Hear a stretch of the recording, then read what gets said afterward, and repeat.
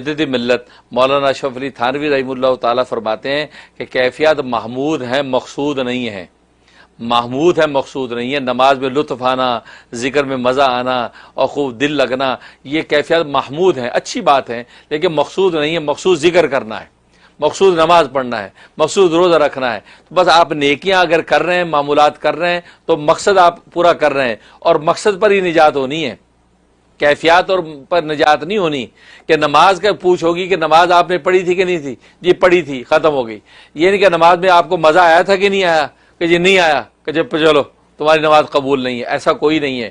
نماز آپ نے پڑھی ہے، دیٹس اٹ، اس پر کیفیات ہو جانا یہ محمود ہے، مقصود نہیں ہے، یہ ذہن میں رکھیں۔ لہٰذا ان کیفیات کے حصول میں نہ لگیں، اس کی فکر نہ کریں، ورنہ آپ اصل مقصد کو جو ہے وہ مقصد جو ہے اس کی ناقدری پیدا ہوگی۔ جب مقصد کی ناقدری ہوگی تو ناقدری کے نتیجے میں اللہ نعمت چھین لیتے ہیں۔